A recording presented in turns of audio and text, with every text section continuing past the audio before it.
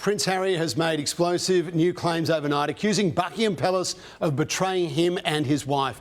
In a tell-all interview, this time for America's CBS network promoting his memoir, Spare, the Duke of Sussex doubled down on claims that the palace would plant stories about him and Meghan by briefing royal correspondents. There have been briefings and leakings and planting of stories against me and my wife.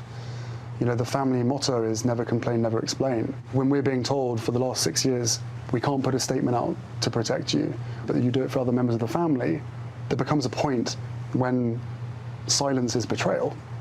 And he's been busy. Harry has also done a sit-down interview with ITV in the UK in which he says he would like to repair the relationship with his father and his brother. Well, joining us now is royal commentator Victoria Arbiter, live from New York. Victoria, good to see you. Just when we wondered what more Harry could possibly have to say after that big Netflix documentary, he's dropped another bombshell or two.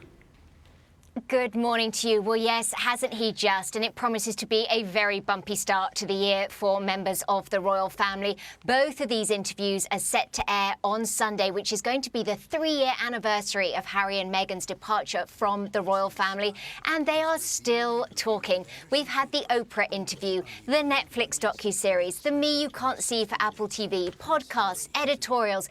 And yet clearly there is still more that Harry wants to get off his chest.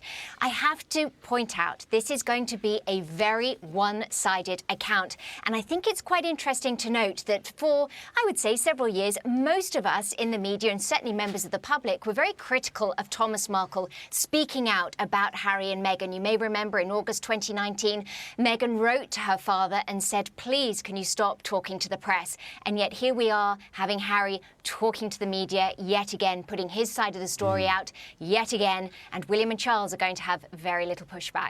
Interesting, Vicky, isn't it? Now, in the ITV trailer, he says he wants his brother and father back, which is sort of new. Now, the question is he going about this the right way? Well, I think that's the million-dollar question, actually, isn't it? Most reasonably minded people would say that Harry has every right to tell his story. Goodness knows, so many people have told Harry's story on his behalf, some authorised, some not.